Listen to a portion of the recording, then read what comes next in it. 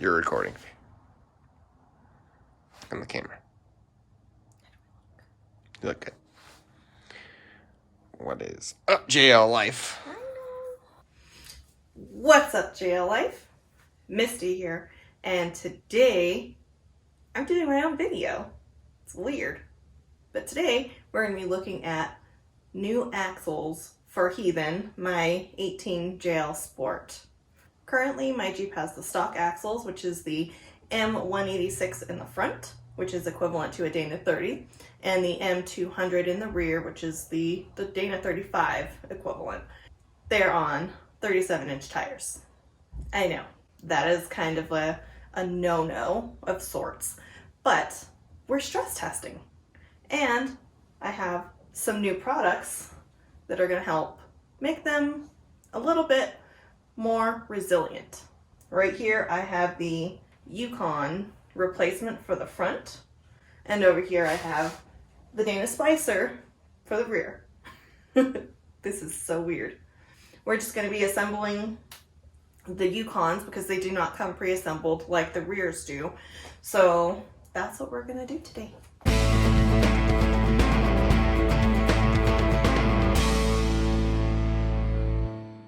If you didn't know, the Sports come stock with 31-inch tires and 17-inch wheels. Heathen is now progressed from the 31s to the 33s to the 35s, and now we're on 37s. That's a lot of difference on the stock axles. I was happy on the 35s for quite a while, but then as we wheeled more and more and more, I was still getting hung up.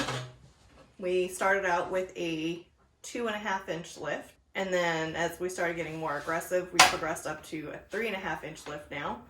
And with the 35-inch tires, I'm still getting hung up more than I want. So that is why I switched over to the 37s, just to help gain that little bit extra clearance, so that way I'm not the slowpoke of the group. And that is why the axles need to be replaced, so that way they can withstand it a little bit better. Another important tidbit to note is that I have re-geared.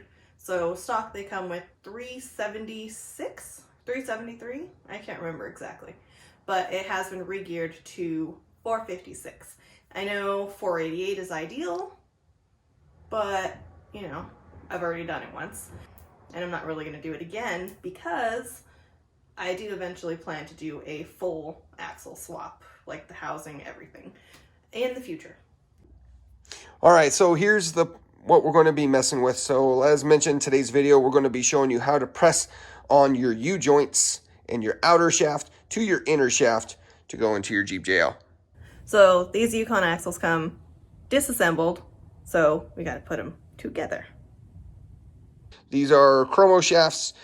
These are more not going to be installed in the Jeep today. We're going to continue to stress test the stock ones until we break one of them before we swap in all the chromolis.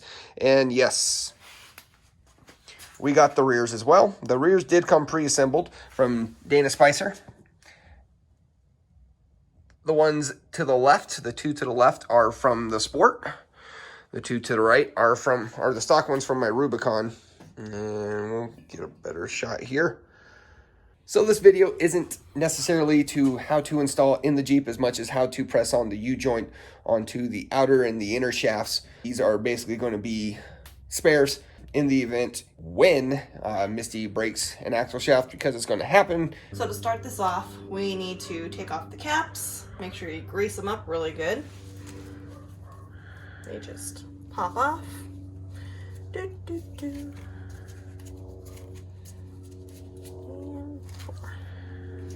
And we have just a regular multi-purpose lithium grease we're gonna put in there.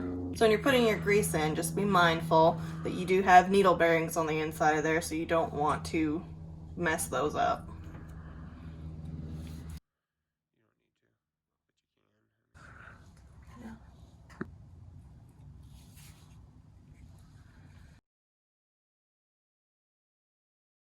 You also want to make sure where you're going to be pressing them in is going to be lubed as well. It's a messy job here. And this will just help when you are seating them in to have less resistance.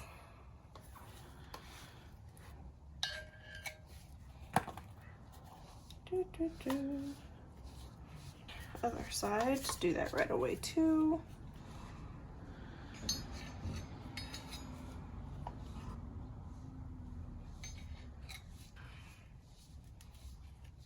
Okay, and then we're ready to press them on.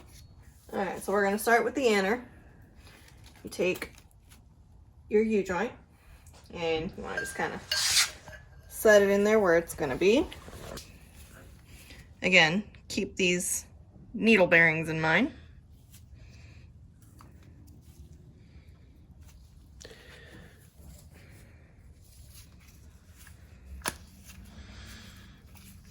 Okay. And come over to your press.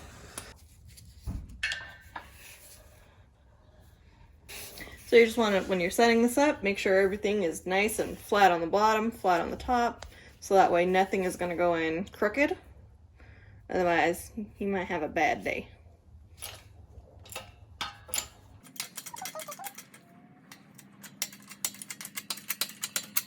When you're pressing this, you want to get them pressed in just to the point where you can get your C-clips on.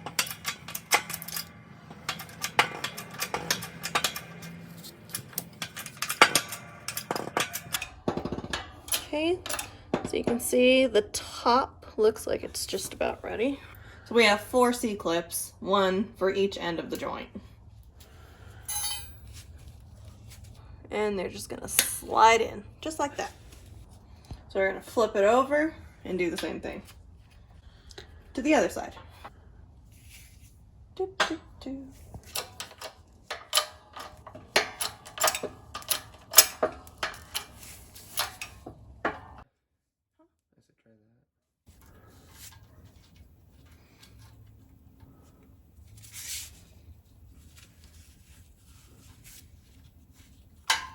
There we go. Next, we're going to do the same thing with the other side.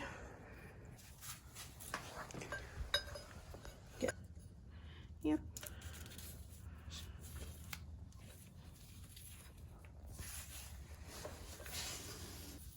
Okay, and you're ready to go on and get them pressed. Just want to make sure you're not going to go too fast, so that everything seats correctly and that you're going to be going into the bearing and not the cap. So you can see on the top there's like there's a gap there, so the top is not, the top of the U-joint isn't making contact with the bearing yet. There we go.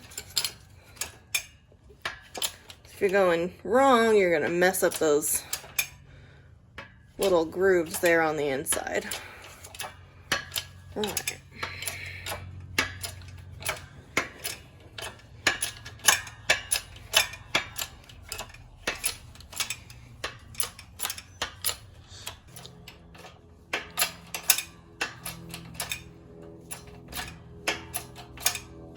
And again, we're just watching both sides. Get it pressed in just enough to where you can get those little C-clips on.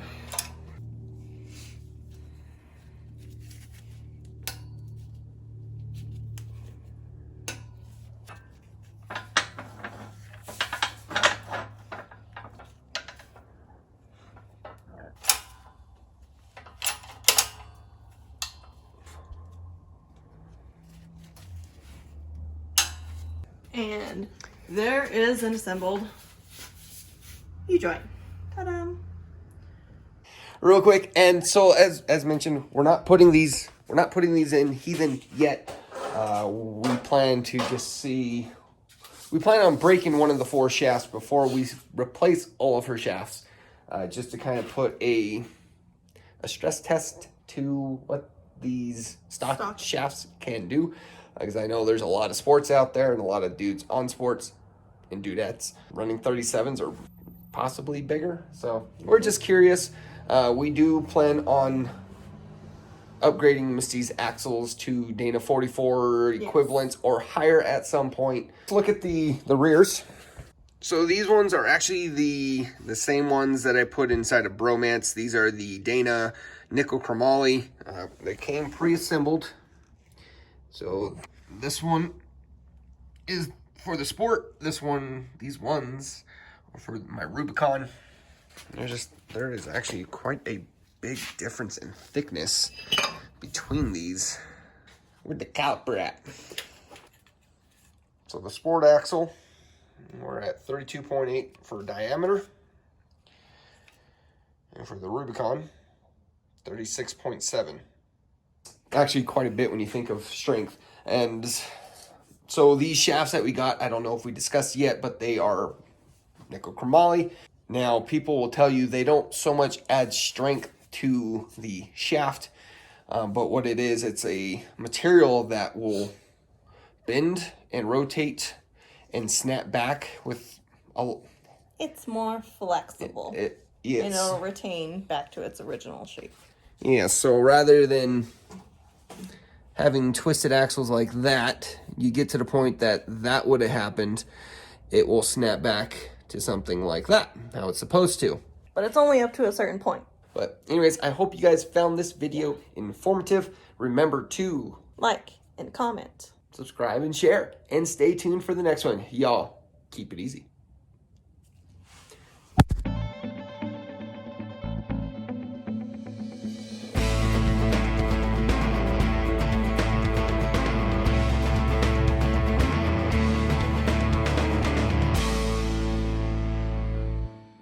What is up, JL Life? Modo here. Oh, we're starting.